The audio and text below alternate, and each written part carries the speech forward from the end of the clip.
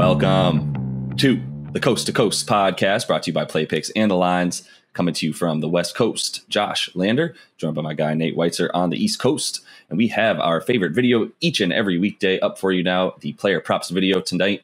We got a nice 9-game slate here that we are checking into. Nate does have his great article up on playpicks.com as well with some best bets and player props in there. And like and subscribe to that page as we got a couple other videos up for you today, including a couple game videos of some pretty fun matchups tonight. And make sure you're up staying on thelines.com as well, checking out who's in and out of those lineups all the way to game time. We've also got our great props tool for you so you can make sure you're getting the best bets available out there, the best odds coming back to you from those odds makers. And also check out play.thelines.com as we've got an opportunity for you to win an Amazon gift card, $25 each and every day you go there and select that NBA Daily Pick'em Challenge. Get all of those picks correct and you will win that gift card.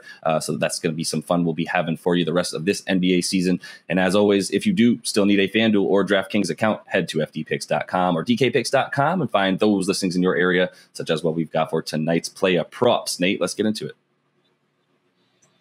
Yeah, I mean, a good time to use that prop finder for Daeron Fox since his points prop is at 24.5. Some places 25.5 at FanDuel with much closer to even money there. I mean, I think he gets over 24 or 25 here. You can actually get plus 200 for him to hit 30 against the Bulls. That's actually what he's averaging since the All-Star break, and along with 8 assists per game with a 119.7 offensive rating. And then you look at his last 4, even more, 35.3 points per game and 8.3 assists per game, coming off a 41-11 game in which he just shredded Hassan Whiteside and the Jazz in pick and roll. Now he goes up against Vucevic, who's not the greatest pick and roll defender either. And Fox went for 33, 6, and 9 on 14 for 26 field goal shooting. That's a 36% usage rate when he played the Bulls just about a month ago. I will mention DeMar DeRozan had 38 points on the other side of that, and Zach LaVine is questionable. So DDR's prop just came up at 30.5 points. Not the worst thing combining them. We should probably see a shootout between those two guards, but I'm sticking with Fox because his props are much lower, because he's been taking on such a bigger role here since the trade. In terms of assists, his 31.5 points in assists is also pretty exploitable here as he looks to combine those, getting 7 or 8 dimes a game. The Bulls are giving up the most points per game to point guards in their last 30 games, including now up to 30 in their last 7 games. Now, they did just get Alex Caruso back finally. And in one game, he, helped hold the Cavs to 91 points, but Darius Garland still did his thing, 25, 7, and 7. So I don't know if Caruso has the wind at this point to be a complete defensive stopper, and definitely not going to run with Fox for about 40 minutes, which is what he's been playing lately. So I think still plenty of opportunity for Daeron Fox to pile up stats across the board in a game with a 237-point total. Yeah, I love it. 24.5 is still really low. I think you're right to at least sprinkle some on that plus 200 for him to get 30 tonight. Caruso's not back yet. As far as P. Caruso on defense. I mean, we all know defense is purely hustle and effort and stamina, and he has to build those back for sure as he's getting his legs back under him. So I'm not worried about him. Fox having any trouble necessarily with him, and continue to eye opposing point guards playing the Bulls until we really feel like they have both of their guys back into form in terms of Ball and Caruso. So I think there's still plenty of value to find on Fox as the props have not quite caught up to how well he's been playing, as you mentioned. So another guy that I think we're still going to have a few games where the props will be a little bit low for him is Klay Thompson. He's at 18.5 tonight. That gets you minus 110 at FanDuel.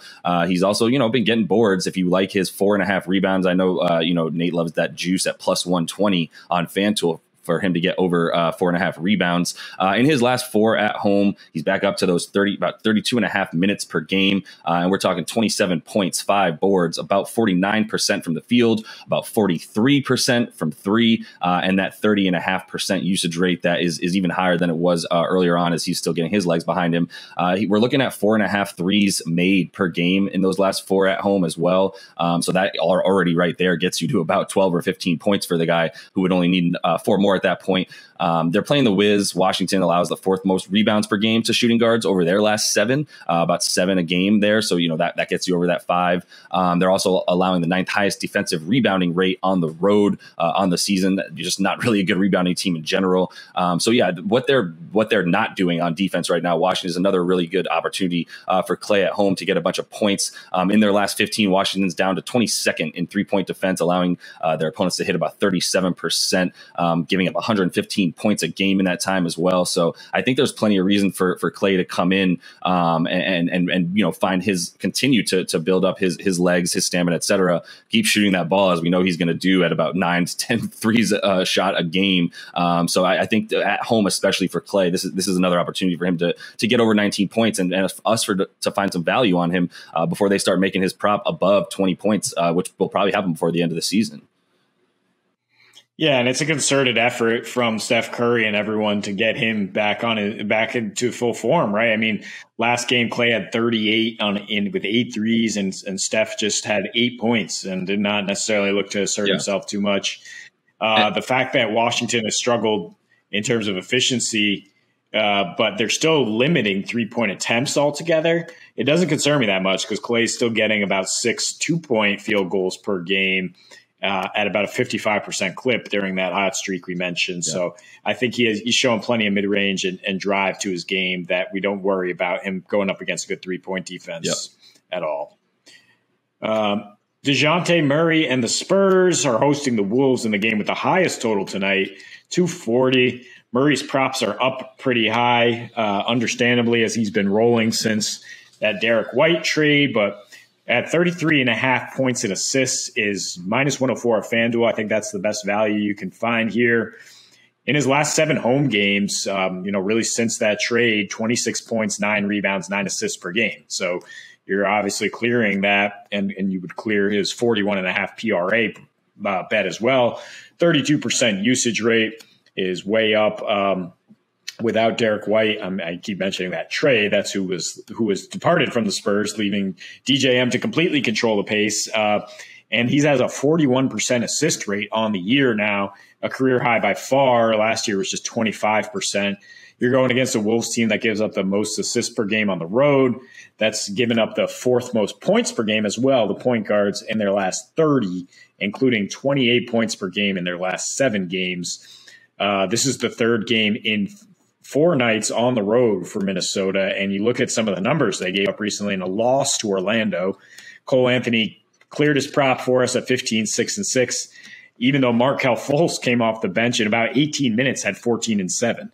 So if a guy like DeJounte, who's going to combine those stats, essentially play all the minutes at point guard, and then you look at what the Heat just did in the latest game for the Wolves. Lowry goes for 14, 7, and 7. Tyler Hero, 30 points. Murray is kind of the combination, again, of both the playmaker and the primary scorer for a Spurs team that plays at the 3rd fastest pace, that ramps it up at home even more. So I think we should see plenty of stats from him tonight. Totally. I mean, the first thing we look at is Wolves also playing on the road. Gotta love that. As we know, they play at a ridiculous pace on the road, give up a ton of points. They just don't play defense. So no matter what you want to do with this game, there's going to be a ton of points. I think DeJounte's got to be the guy you take. There might be a little bit higher, but if we do expect this total to get close to 240, DJM is going to have to be putting up big numbers for the Spurs to carry that offense, as he's just too vital to every single thing they do, scoring or assisting on a just ridiculous percentage of their points.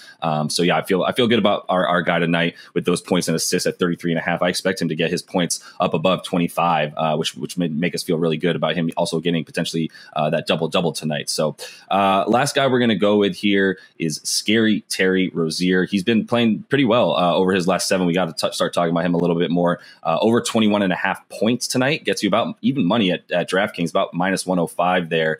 In another game that we expect points, they're playing the Thunder, which up until recently, we would have said, well, this is going to be a choppy, ugly game. However, the Thunder in their last 15 or so games are back down to giving up about 120 points a game. They're playing at the third fastest pace as well. All that is way, way up for them on the season. They were giving up about 107 points per game 111 points per game for a while on the season, up until their last 15 when they just started dropping and really seeming like they're just saying, let's just see what we have on offense here instead of trying to win games by keeping it choppy, etc. They're really just going after it at this point. In his last 7, Scary Terry's got 25 a game on 6 assists as well. That includes some stinkers against some really good defensive teams, at least 14 against Boston, 17 against the Bucks, who, not playing great D, but they've got Drew Holiday as the opposing point guard there. So he still was able to put up 17 in that one, in a game that they actually got blown out as well. His usage rate in the last 5, 25.5% as well. So I think you've got to start thinking about him as the guy who's putting up more shots, as Melo seems to be starting to play much more of a facilitator role. His shot attempts are down, and his assists are actually right about the same anyway. So I think, Terry in his last 3 versus OKC, we're talking 20 points a game, shooting 3 of 9 from 3. So I think there's plenty of opportunity for him to continue that against a team that, is not really looking to sort of stop anybody at this point. They just want to see what they have with those young guns on offense, and playing at a much, much faster pace. Yeah, and interesting that the Hornets got off the schneid here, scoring 142 in New Orleans on Friday, with LaMelo Ball really taking more of a facilitatory role and getting his usage rate down to 20%, whereas it had been really high since the Gordon Hayward injury, which was leading to a lot of stats for LaMelo, but not necessarily a lot of wins. Yeah. Now they're letting Rozier and Miles Bridges cook a little bit more, and he's going to be going up against Shai Gilgeous-Alexander, who will be exhausted from carrying such a huge load on offense, and a bunch of other, G League guys who are just trying to make their way in the NBA here. So Rozier, who has topped this total easily, very easily, like 27 plus points per game in 5 of his last 7. And the exceptions were against Boston and against Drew Holiday and the Bucks. Yep. So I like the juice you're getting there at 21.5 points. Yeah, no, it's good to target that there. Yeah, close to even money on that. Feel good about that as well. So that is all the time we have for you in this one. Make sure you are liked and subscribed to that page. Check out those other couple game videos we have for you. Head to thelines.com. Make sure you're using that props tool, and head to play.thelines.com and make sure you're entering the chance to win $25 each and every day that you play that daily pick'em there. And until we see you next, happy betting.